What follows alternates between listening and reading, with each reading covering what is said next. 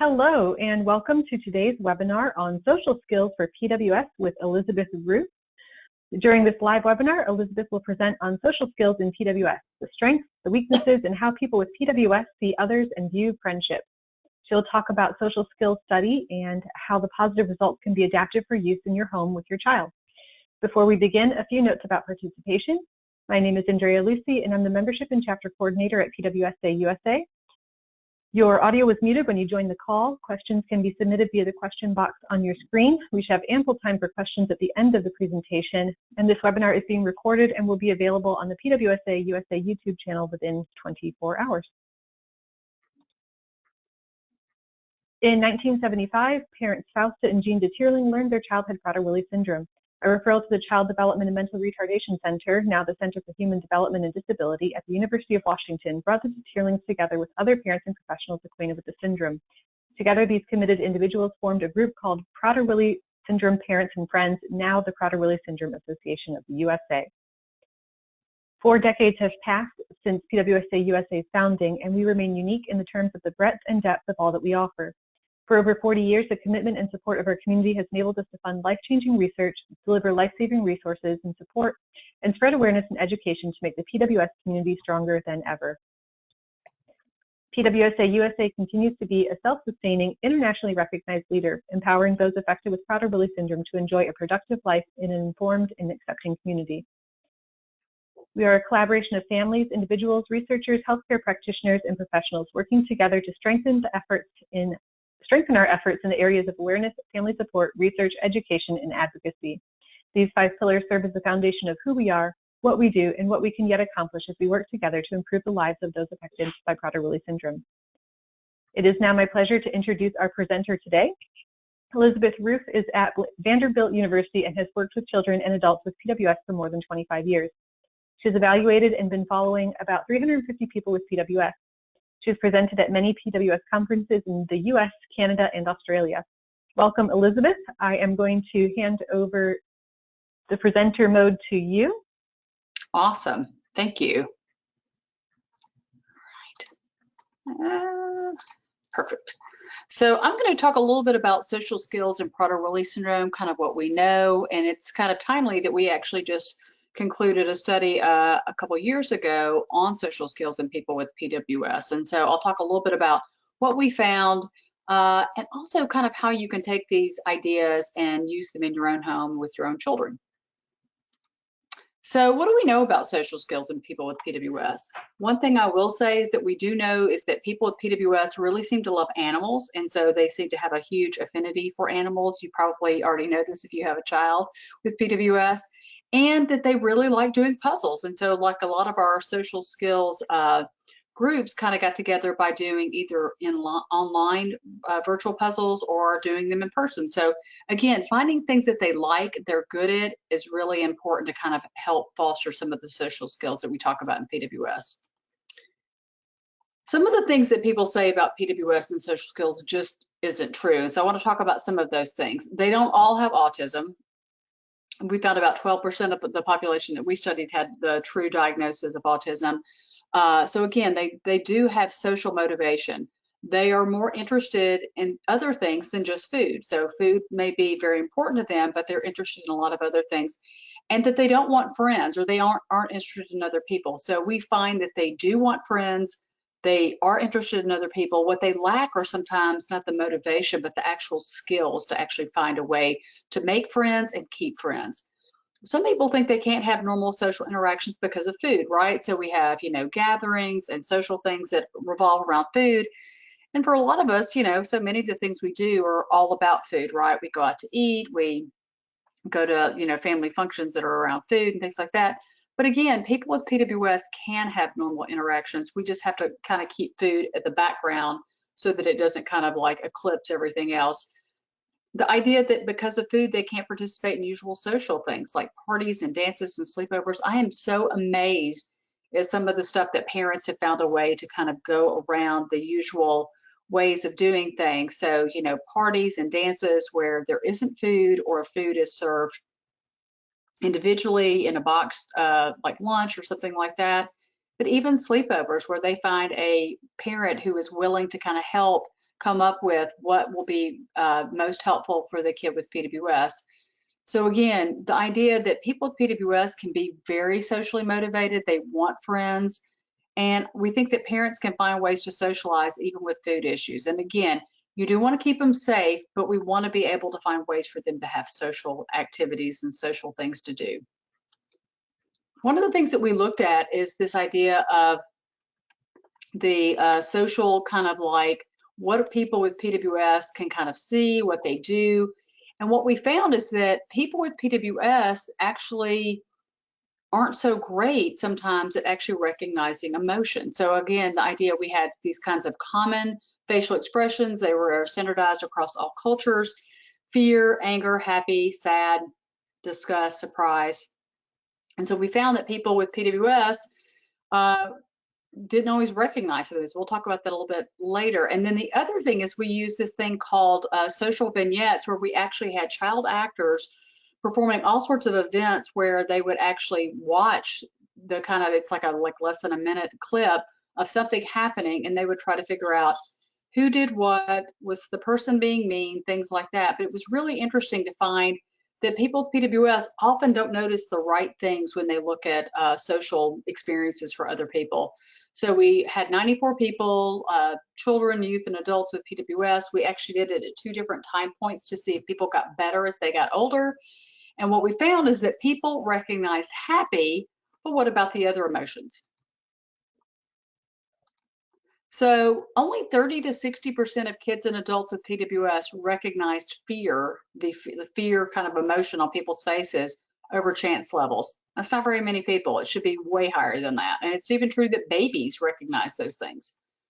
Only 50 to 60% of kids and adults with PWS recognize sad over chance levels. So again, not so good at that one.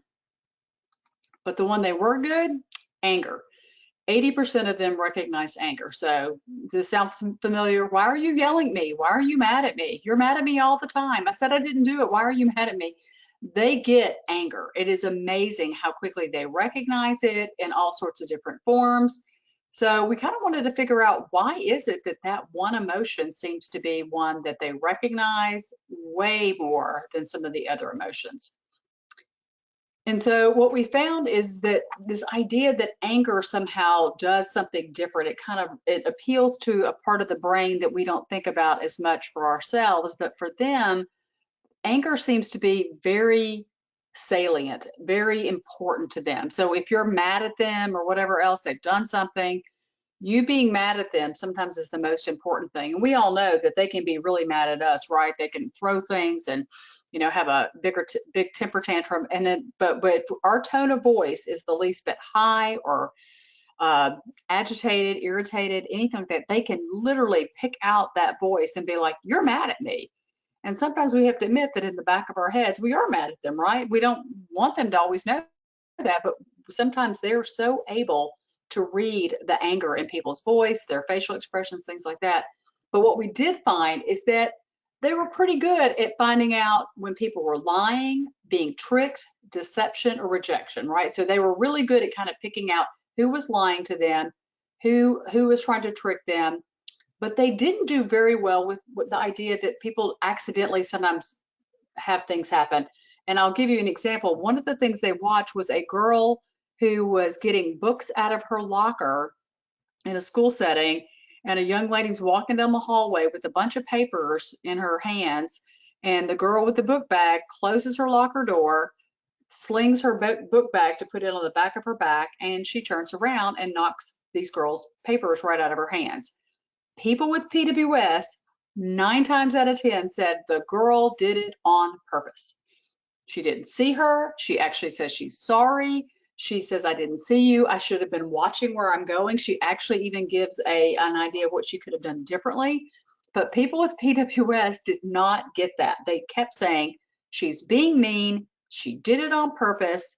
And they wouldn't really let her off the hook at all. So the idea is that even with a sincere kind of apology and accidents that happen in real life, people with PWS are much more likely to read ambiguous negative events as being about them or to the person. So we found that they didn't get better over time, that even our adults with PWS weren't able to actually pick up these cues. And so we were really trying to figure out what exactly is going on that people with PWS seem to really struggle with this idea of personalizing things that happen. And you guys know in your daily lives, your kid with PWS personalizes everything that happens. If it rains, it's raining on their, ball game. It's happening to them. And so this idea is they take things that happen that we don't control and they're upset about it in a way that doesn't make sense, and it's certainly not logical, right?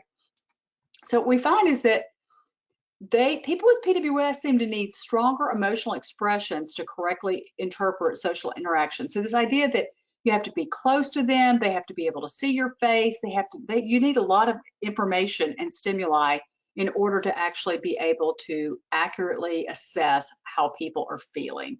And this was one of the things that we were kind of curious about, having worked with this population for so long, is this, how can we do those things? Because we obviously don't want to upset them, but we want them to kind of get what people are feeling and thinking. So one thing we did find is that you can't learn new skills without opportunities. You got to get out there, you got to be part of something bigger than yourself. You have to adapt and find a way to, kind of get your kid involved, be it sports, be it other kinds of groups, church groups, Girl Scouts, Boy Scouts. I tell people all the time, it doesn't matter what it is as long as there are two things. Other kids are involved, and that your kid is going to have to compromise and get along with others. So those are the only two things that matters. Everything else really doesn't. So the idea is those two things kind of have to be there. So it's so important when they're younger to get them involved in these kinds of activities. But even as they get older, it is also imperative that we keep them involved, because again, they can become very isolated. So we wanted to find out, can we teach social skills? We wanted to figure out what skills people have with PWS, what they started out with, and then build those up. And then we found out we had to teach them in really small chunks. We had to make them very concrete. We have to find ways for them to practice in groups and on their own. And then we need to find a way to include as many people as we can. And so we decided the best way to do that is to do it virtually, right? To find a way that we could virtually teach social skills versus having to have people physically come 3 times a week for 10 weeks. We found that it would just, people wouldn't be able to do it. So it was really cool to think about this virtual platform. And when we started in 2017, it was kind of not being done. And given everything going on with COVID-19, it's kind of a absolute great time to be thinking about some of these platforms and how we can adapt them to people who have to socially distance and have to be safe, but provide them with opportunities to have social interaction with other people with PWS. So what we really thought about is taking the strengths and then turning them into skills. So the idea that individual interests can be a really good starting point. What do people like doing? Do they ride horses? Do they, train service dogs? Do they, they interested in Yu-Gi-Oh or whatever? Finding a thing for them to talk about is very important. And then we need to get them to focus on the right things. What we found is that people with PWS tend to focus on it from their perspective. So what I want, what I need, what I want to say, that's very, very important to them. Other people's needs, other people's feelings, other people what they want to share, yeah, not as important. And so we really need to work on social skills from their perspective, but then we need to find a way for them to take perspective from other people. That is the basis of kind of social interaction, right? If it is all about us, and everyone knows some boorish friend who basically has every conversation about them, if you say something about yourself, they find a way to turn it right back into something about them. And so it's people with PWS, that's kind of how they operate, right? What's in it for me? What do I get out of this? They don't really think about what other people get out of it, which is why it's harder for them to, even once they make friends, to keep them, right? They have a hard time figuring out what other people want and how they can get their needs met at the same time that another person can get their needs met. So it's the turn taking that's really important. We found that we needed to break down tasks into small parts. I wrote this awesome curriculum. I was so excited. We were going to use it. We had 30 lessons. I just, based on all my experience, I thought this will be great.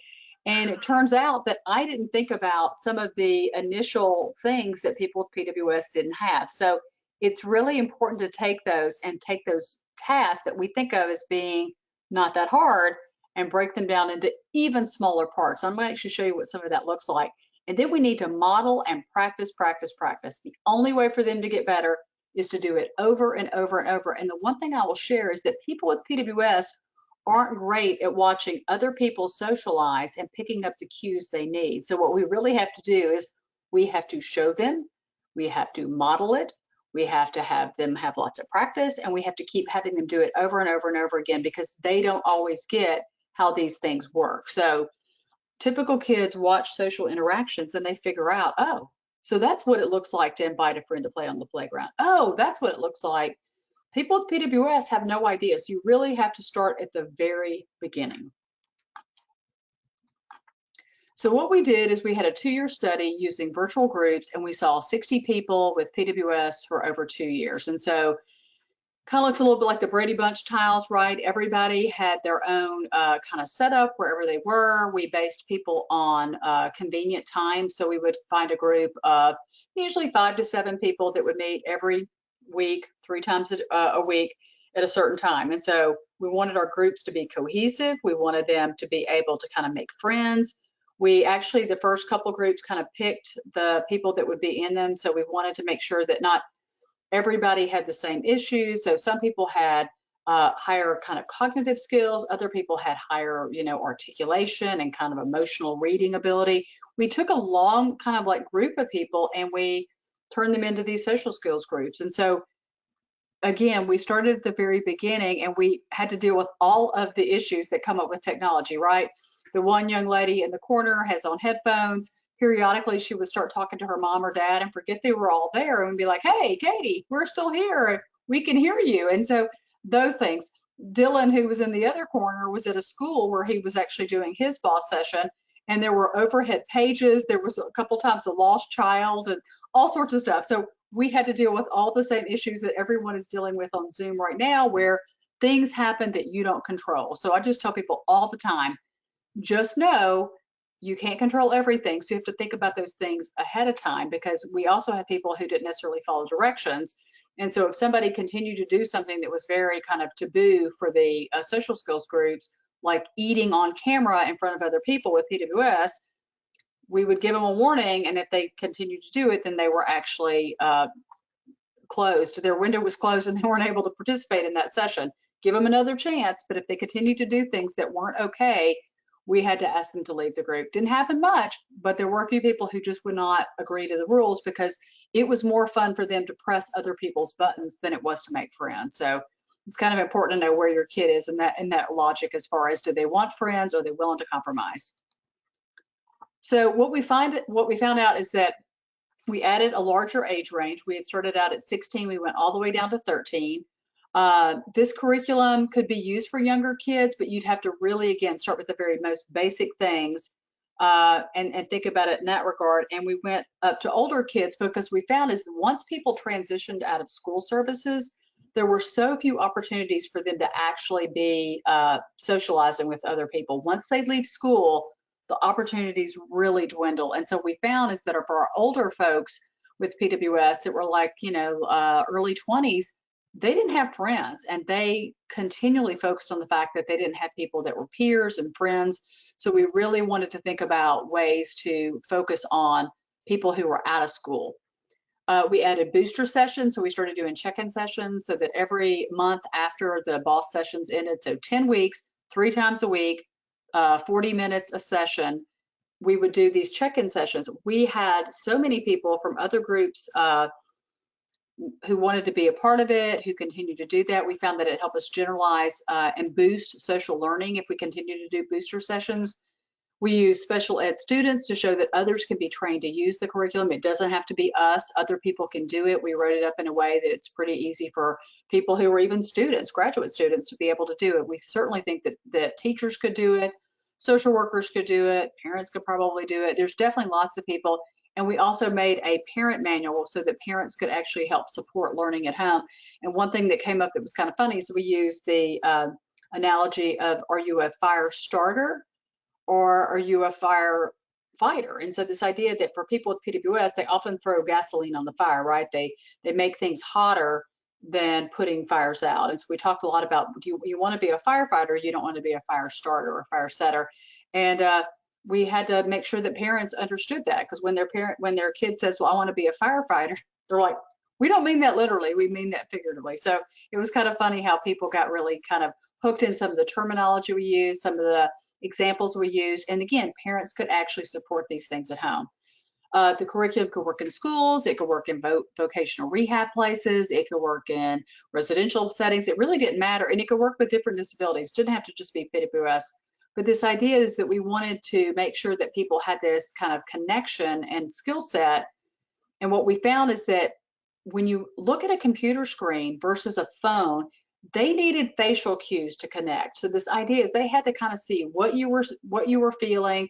You have to use really animated faces. Like you could not have like a low affect person. We had a couple graduate students who were, you know, kind of quiet, shy, retiring people. And we found that unless we told them to tap into their inner diva, they had a harder time with people with PWS connecting to them. So we wanted them to actually have the skill set that they needed to be able to, you know, again, connect with people with PWS.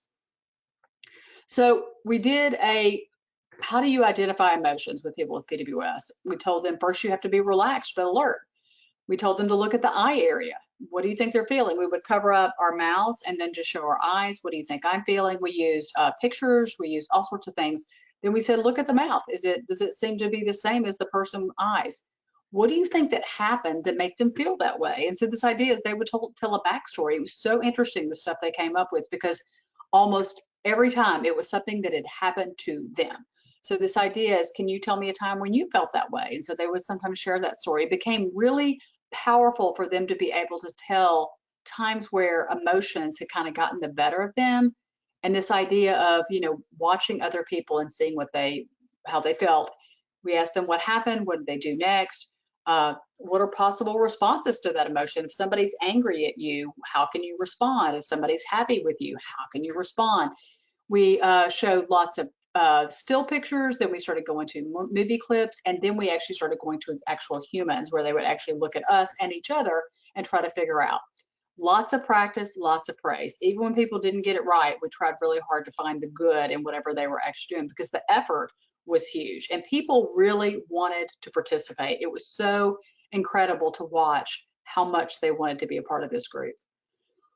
So then things like interacting effectively, listening well and watching for clues, you know, basically listen and respond with a comment or question. Like if somebody says, how are you doing? If you say, how are you doing back to them, that doesn't make any sense, right? And we would call them out when they would say things that didn't make sense or they didn't listen carefully. So this idea is we wanted them to respond with an appropriate comment or question so that they could actually communicate effectively. Think about what's important to them and then ask the other person a question. We told people it's like throwing a ball. And again, they got better and better the longer they did it. The idea of looking at turn taking and not interrupting. People with PWS always want to interrupt. We told them that's not good friend behavior. And then again, if you mess up, try again. Rote conversations are okay because they give you skills. And what we did is we started out with very rote conversations. We talked about things like movies and TV shows that people liked, or, you know, pets that they had, just things that we knew that would be really easy for them to talk about. And towards the end, we actually talked about hopes and dreams for the future, things like boyfriends, girlfriends, jobs they would like to have. It got to be so high level and abstract. And I don't think without those kind of basic skills, we would have ever gotten that far. And this idea is that once you get the hang of it, you're going to build up speed and complexity. And every time we would have a feedback session, we would say, what do you think went well? What do you think you could work on?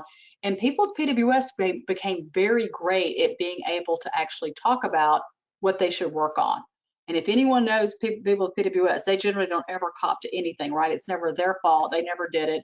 So this idea is they were actually able to say, oh, you know, I should have done this, or, oh, that would have been really great. So we really focused on providing feedback. But I think because it was us and not their parents, and everyone in the group had PWS, we call that our secret sauce. Everyone would say, so everyone in this group has PWS? Like, yep, everyone has PWS. Like, huh, that's really wild. And so they saw all the different abilities and how different people were, and this idea that not everyone was like them. That was huge for them. Not everybody's like me. Even though they all have PWS, there's a lot of differences there.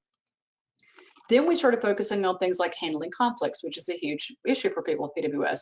So we focus on emotions first, then to the situation, try to put yourself in their shoes, being able to talk it out. We actually had lots of arguments that Haley and I would actually instigate with each other to kind of show here's what happens when we don't listen to people. Here's what happens when we don't take other people's perspective. There was always some huge debacle that would happen. And then we would hash through it and walk them through it. And then they would pretend to be us. It was so cool to watch how they would navigate those conflicts and figure out a way to do it. How to make a point and still make a friend, how to listen to other people, how can we solve problems. We talked a lot about being problem solving and not necessarily conflict with others. And then we talked a lot about moving past things. We talked about forgiving. And, you know, we tell people, we know we can't forget, and people at PWS never going to forget. But if we can forgive and move past it, we can often find that we can do a much better job at keeping the friendship. And then the idea that, again, we had them go out and practice at home. Everyone had homework they had to do. They had to practice conversations. They had to practice arguing and forgiving and forgetting. They had to take other people's perspective. It was so much fun to see what happened in between sessions. And then, of course, for the people who didn't do homework, every time I'd say, you know, do you want to share your homework? They wouldn't give me any eye contact, and they would look down like we were in school. So again, this idea is the practice made it so much better because they were able to use these skills in other settings. So this idea, we think that doing online virtual social skills groups can help us stay connected and combat loneliness. Loneliness is very common in people with PWS. So we talk about ways to connect and then ways to make and keep friends. So it's very important to not just make friends, but keep them as well. So some of the preliminary findings we found is that we had 2 standardized outcome measures, and we found that there were changes in social communication, social cognition, awareness, motivation, and repetitive behavior. So all these things got better over time. And what went down were things like anxiety, depression, somatic complaints, attention problems. Aggression went down markedly in this group. So the idea is if we beef up social skills and they're able to connect, there's a lot less likely to actually have issues with non-compliance and aggression. So again, all these changes in social functioning, really significant changes in communication. The people who went through this program, we saw significant changes in their ability to communicate effectively with other people and their awareness of others. Those were the 2 things that we saw such huge changes in. The idea that other people are there, other people have different feelings and thoughts than you do. And so this idea is that we really wanted people to be aware that other people exist and that if we want to have friends, we have to acknowledge that. We saw significant decreases in, again, repetitive behaviors and attention, anxiety, depression, but almost really importantly was the aggression and non-compliance. They really went down. The improvement sustained over time. They appeared to level out between 1 and 3 months post-treatment. We didn't really follow people after that time. But what I will say is that a group of our folks continue to this day to check in. They have friend groups, so they continue to have their own Zoom links. They do puzzles, all sorts of stuff. So that to me was the biggest kinds of ideas, that this idea that we could really see people who wanted to connect and they continue to do so after it was over. So this idea is that we looked at all of the sessions, we recorded them, we rated things like listening, responding appropriately, being on topic, turn taking, compliance with group rules, and then we saw a significant increase in level of insight and reflecting on others. So again, they have the motivation. If we can teach them the skills, they're going to be able to do things that really make a big difference in their ability to make friends. Again, the real benefit is that people still stay in touch with their friend base. So we have, I think there's 4 or 5 groups of, some of them are girls, that actually continue to check in every week. They do homework sometimes together online. They do classes. They talk about boys, play virtual games. We've even had a few of our folks that have actually met in person after meeting online. And so it was huge for them to have a real friendship. And I mean, we even have a couple that's actually become engaged because of BOSS. Not that that's, you know, whatever. I think they met each other, developed a friendship, and at this point, you know, have a relationship. So we have several folks that now have boyfriends and girlfriends that they met on BOSS. And it has been a huge kind of boon to families who now have a whole new friend group that they never would have had if they just wanted to see people in their area, because, you know, PWS is pretty rare. So the BOSS curriculum is supposed to be published this year. We're actually working on it now and hoping that, sadly, everything has been kind of like on hiatus since COVID, but we're hoping that it's going to be out by the end of the year. It's going to be used in schools, vocational training, regional centers, It's got a workbook, a facilitator's guide, handouts, stimuli for the group. Again, anybody can be a facilitator, teacher, social worker, mental health worker, trained parent, doesn't really matter.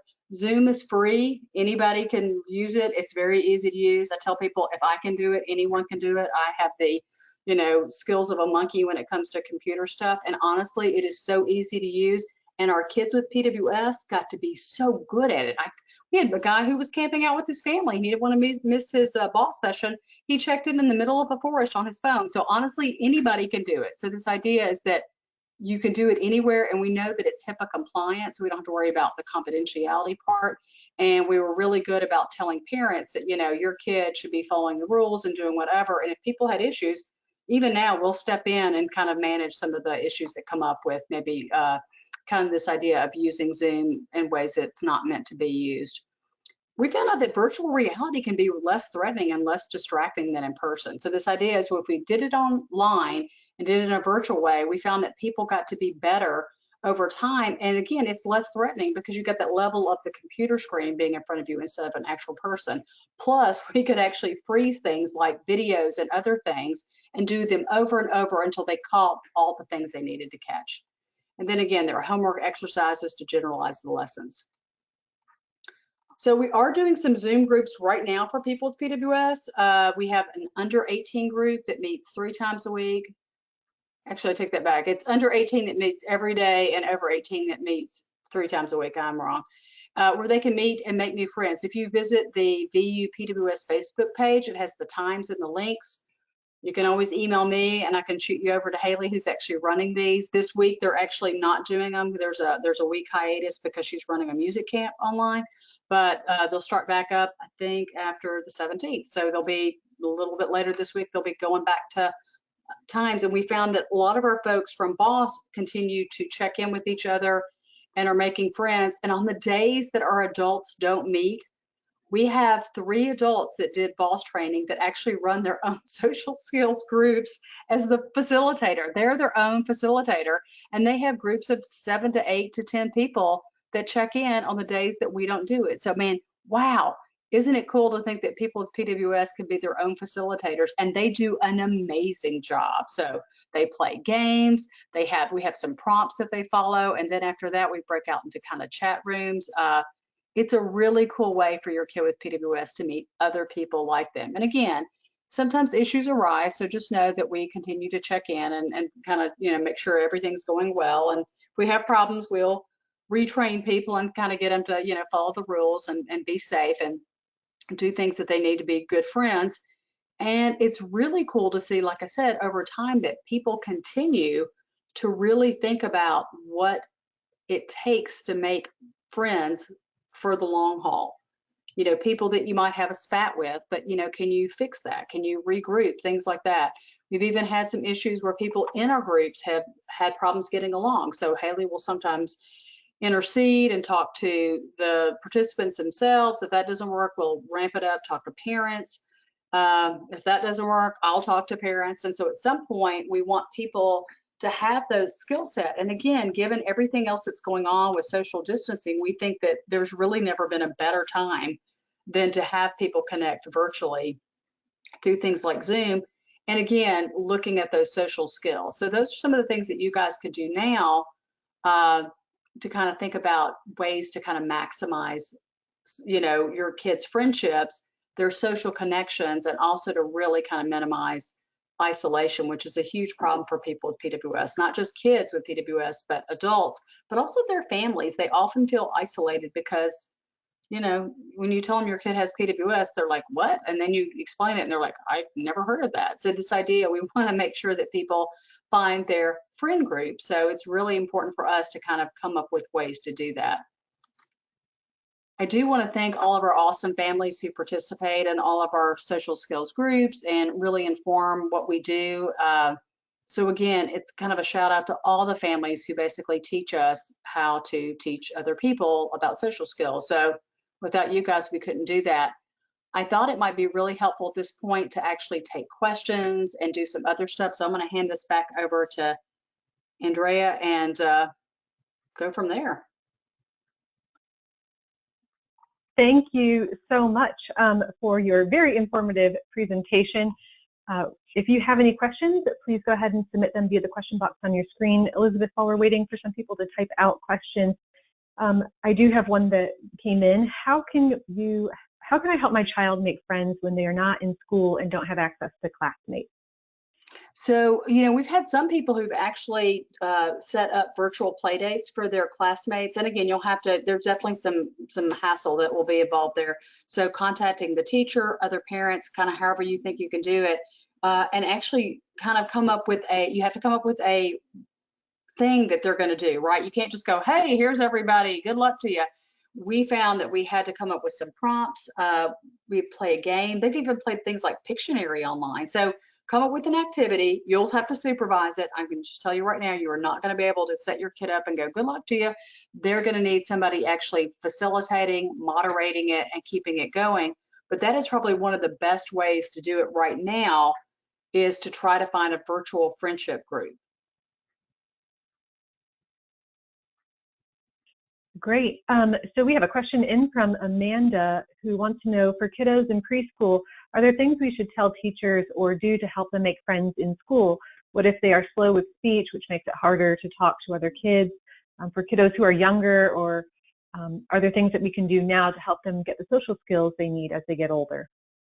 That's a great question. So I think at a younger age, you're thinking of the most basic things. So, you know, are they in anything cooperative? Are they in, you know, are they playing a sport? Are they doing any after school activities? Are they doing anything with other kids? That's kind of the most important thing.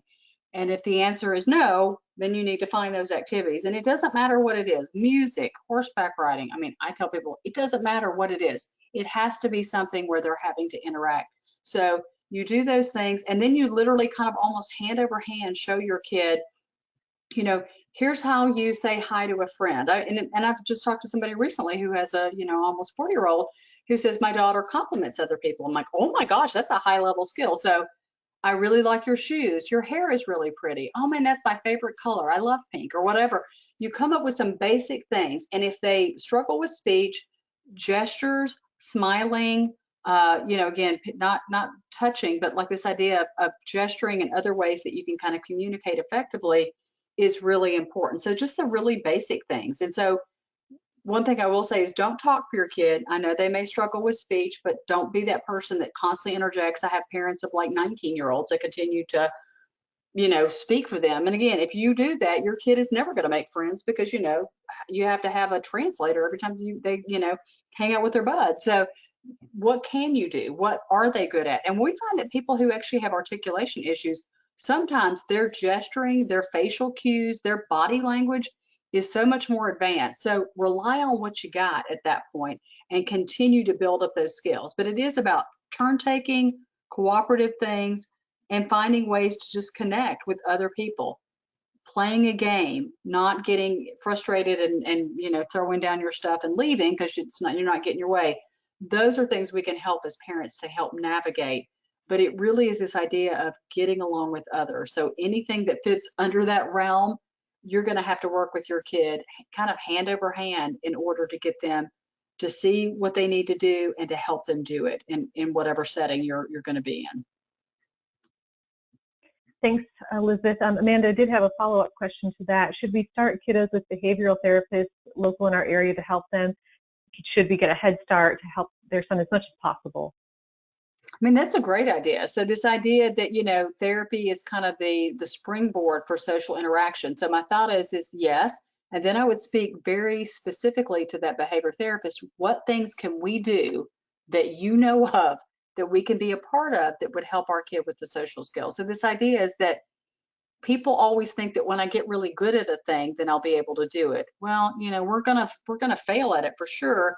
You can't, you know, run a marathon after you've been sitting on your couch for, you know, 5 years and going, I feel like it'll be easy, right? You got to get out there and do a little bit every day. First you're walking, then you're maybe jogging or whatever else. This idea is we've got to help our kids. We have to meet them where they are and then help them get to where they need to be. Because I have a lot of people that we follow that are quite good socially. So the idea is we have to kind of make sure that we're not working so much on academic and PT and OT and everything else that we neglect social skills, because it's imperative to really having a good life. Having social skills, having friends, having people you have things in common with. It is the kind of, I think, one of the most important things that you can have as a human is connection with other people. Thanks, Elizabeth. We have Kat Lucera who has a question. What are some tips for parents that have kids that get stuck on topics when they're around friends and the friends are clearly frustrated? Right, so that's when you're going to have to intercede. So I would tell my kid that, some people will use the talking stick, so you can hold the talking stick and then you have to hand it to the friend and they get to say a thing, and then you can do that. And then I would intervene. If you've said it once or twice and the person keeps saying it, I would just cut them off and redirect them. So, you sometimes have to help them with some of the maladaptive behavior, because what we found is, like in our social skills group, this is a perfect example. We had a young lady who kept asking another young man with PWS. She kept saying, tell me about your hot girlfriend. And I was like, yeah, that's not okay. And so we're talking about it. And she said, well, I just want to know. And I said, right, but that's not an okay question to ask. She said, well, I don't care. I just want to know it. And I said, right, but just because you want to know it doesn't mean that it's okay to ask. So I think it really is important for people with PWS in that very concrete way is to say, no, you can't ask that.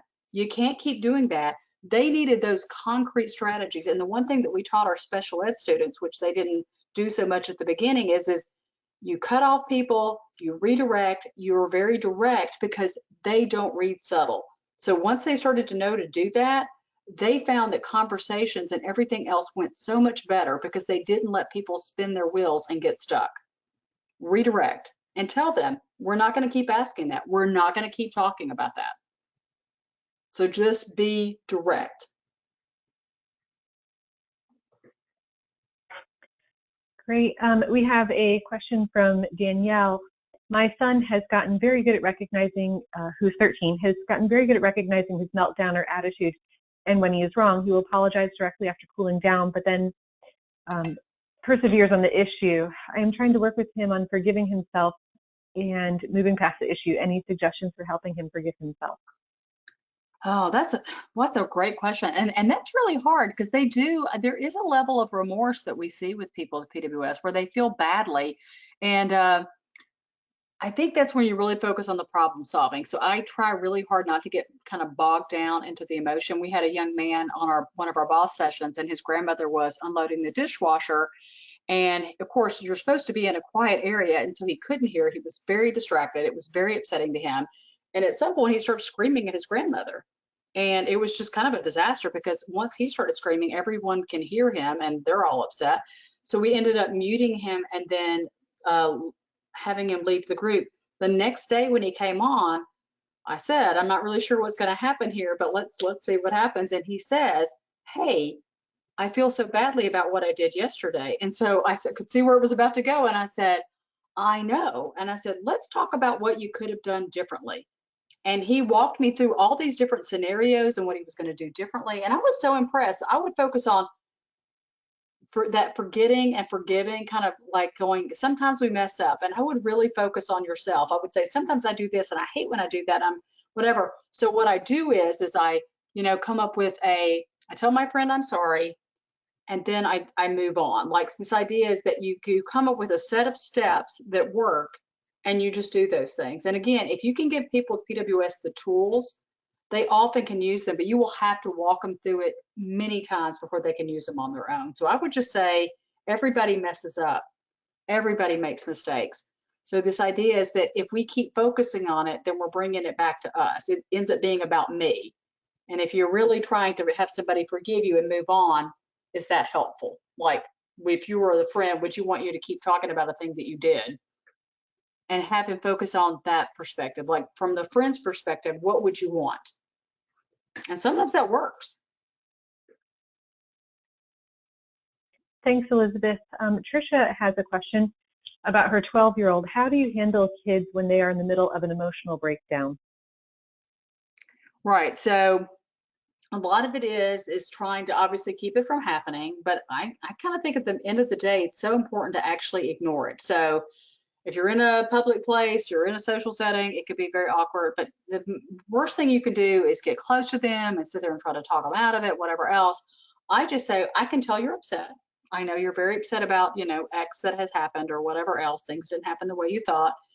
You let me know when you can get it back together and we want to go back to, and again, focus on what do you want them to have them do? Because if you, crouch down beside them and you're whispering and talking and trying to comfort them, all you're doing is giving attention to something you don't really want to give attention to. So I just say, just let me know when you're ready to get back to it. And once you're actually not involved and you're not engaged and you're not giving it attention, sometimes it ends so much quicker. And if it doesn't, and you can get to a safe place, you can take them out to the car, outside, whatever else, safely without anyone having to like lay hands on anyone, then do that. And then once the kid calms down, go back inside, resume whatever activity you're going to do, and don't mention it again. It is not a teaching moment. They have lost control. There's no point in bringing it back up like somehow they're going to go, oh yeah, I shouldn't have done blah, blah, blah. They can't help themselves. So I would just say, ignore where you can, redirect when you can, take them to a safe place if you can, and then move on. A lot of times kids will actually, if you give them no attention, they can sometimes snap out of it within a couple minutes versus a lot of attention for, like I said, falling apart. That doesn't help. Thanks. So we have a question from Joanna. We are able to play outside with a neighbor, but it's been very difficult to keep social distancing, especially as everybody wants to hug. So should we give up on one-on-one play dates for right now? I mean, I would kind of come up with alternatives. So like the hugging thing, obviously right now that's not okay to do. So you're going to have to come up with something, virtual high five, maybe you put your hand in the air and like kind of like fling a high five to the other person, but you can't get closer than 6 feet. You can come up with all sorts of ways for them to kind of get what 6 feet is. And again, it doesn't really be 6 exact feet, but ways for them to do that. And I would come up with, because this is going to be going on for a while. So I think it's important to kind of take the situation we have now and come up with some kinds of things that you can do so that your kid can still stay connected. But it might mean that you have to kind of be there with them to make that happen, right? Because it's like, they're not going to go, oh yeah, I'm absolutely going to do that thing. They're going to, as soon as you get out of, eyesight, they're going to be like, cool, I can hug this person. So again, coming up with those things. And if they do a good job and they do the virtual high fives and they come up with all sorts of ways that they've adapted in a really good way, praise, praise, praise, praise them and have some kind of special reward, because we all need to know that it makes a difference and our parents are catching us being good and not just when we mess up, right? Thanks, Elizabeth. We have another question from Jean-Pierre. He is from Chile and he is an occupational therapist and has a brother with Prader-Willi syndrome. His question is, how is sexual education addressed in the U.S. and how is it handled, especially for people with Prader-Willi syndrome who are entering into relationships? Well, that's a great question. Nobody likes to talk about this. I will say that in the U.S., it's not addressed much at all. We like to pretend that everyone with PWS will never actually have a sexual relationship, and that's how most people operate.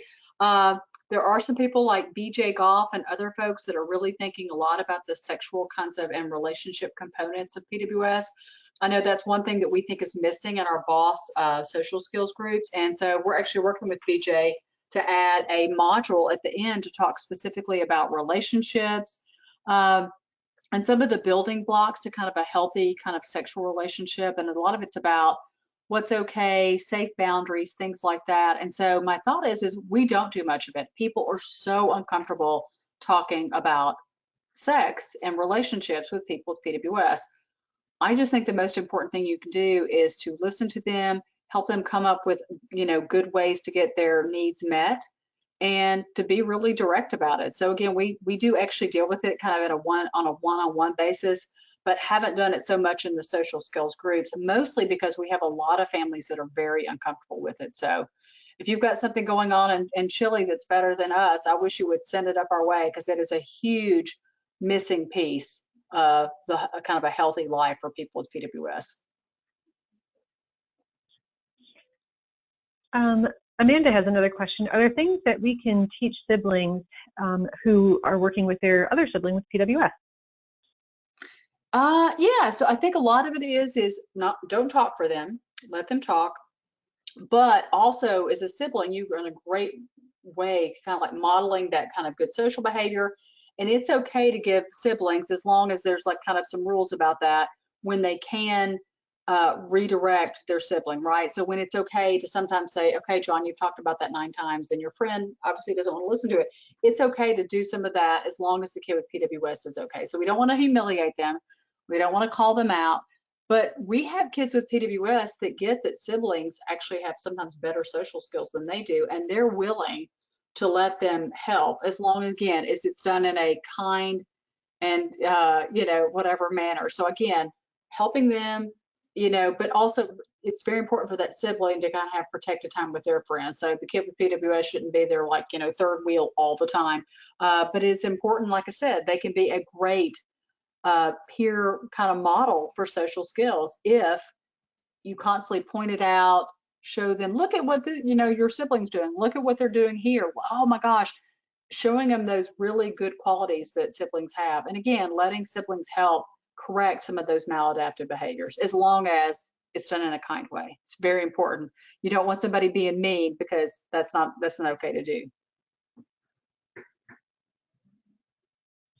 Thanks, Elizabeth. Marisa would like to know about her son, Landon, who is almost 14 with PWS. He will look to me for answers when someone is talking to him specifically. I always feel like I have to help him with a key word to help him continue. He also stems a lot when he is excited and talking to someone other than his parents. It interferes with the conversation, becomes overly excessive. Do I keep trying to redirect him with keywords or pulling his hands down?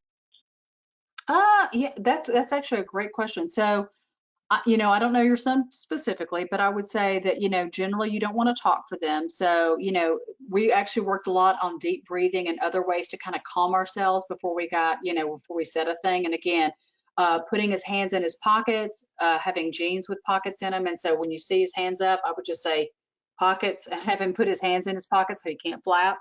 And then I would help him focus on breathing or counting to 10 before he has a response. That way he can kind of think about what he's going to say and whatever else, versus the idea of it all just kind of comes spilling out. But I would say at 14, it's really imperative that you kind of take yourself out of the equation of helping him communicate, because it's like, I tell people all the time, and I see it a lot with boys, I don't know why, with PWS, they look at their moms especially to answer my questions. And I always say, what is this, a ventriloquist act? I ask you a question, your mom answers, or whatever else. And so again, it's important sometimes to, even if he fails, to do it on his own versus always having you do it for him. So it's kind of like, kind of teach a man to fish and he can, eat forever. It's like this idea is, if we can show him some basic things, and it really is as simple as putting your hands in your pocket, doing counting to 3 before he says something, and maybe he only has a sentence or so. It's not like he has to say a long monologue. He can just say 1 or 2 things to help him focus his attention on. So not anything really big, just little things that he can be successful at. Thanks, Elizabeth. We have a few questions from Elizabeth, Stacia, and Doris, who are all interested in learning more about the age ranges of your curriculum and how do they access it and how do they get involved with the sessions and the groups that you're doing.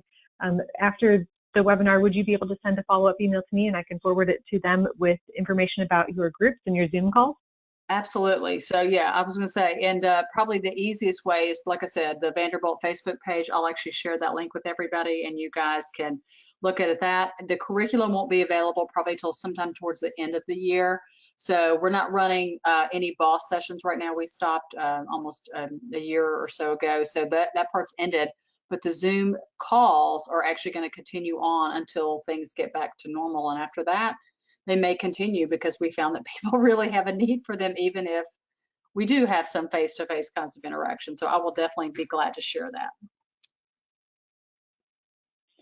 Thank you. And we have one final question from Amanda. My little guy will sometimes talk over and over again about the same thing. It's usually something he's excited about. Do we need to curb that behavior?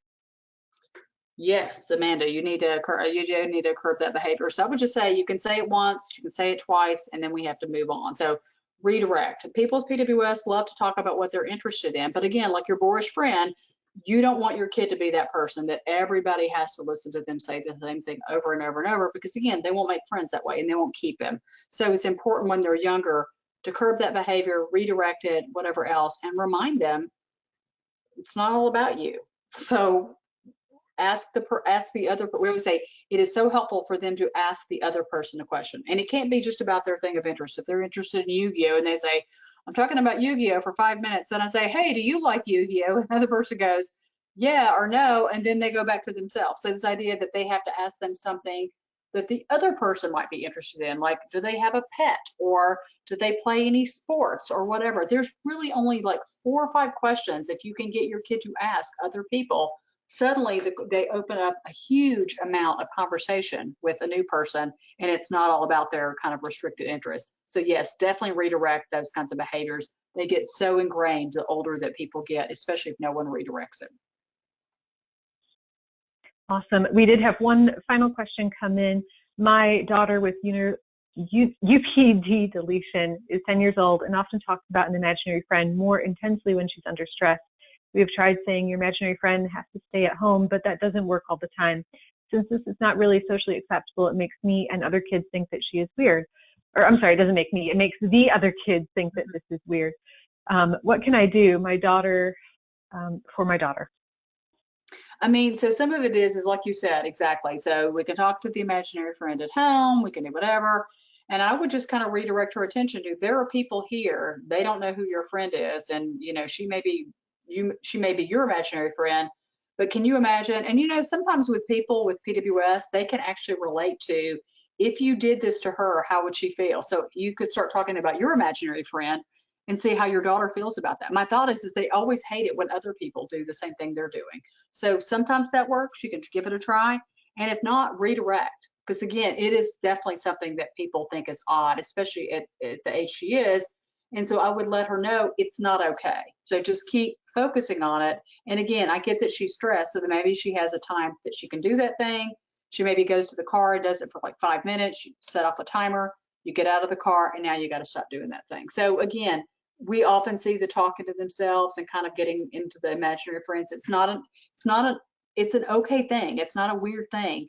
It's just that when they do it around other people are like, who are you talking about, kind of thing. So it's important for her to get that she may not think it's weird, but other people do. And I would really say it just like that, because sometimes they really need that direct kind of thing. So don't humiliate her, but let her know people think it's odd. And if she really wants to have friends, she might want to stop doing that thing. Thanks, Elizabeth, for joining us today and having a very informative presentation. If there are any additional questions for our presenter, please submit them to info@pwsausa.org or to alucy@pwsausa.org, and I will forward your email along. You can also keep the conversation going by joining one of the many PWSA USA Facebook support groups. Just send us an email again, and if you would like to be placed into one of Elizabeth's groups and Zoom calls, please, again, just email us and we'll get you in contact with her. After the webinar ends, I invite you to take a brief 5-question survey to let us know how we did. A recording of this webinar will be available for anyone who missed today's presentation or would like to watch it again. Thank you, everybody. Thank you again, Elizabeth, for joining us. Stay safe and have a good evening. Thanks, everybody. Bye-bye.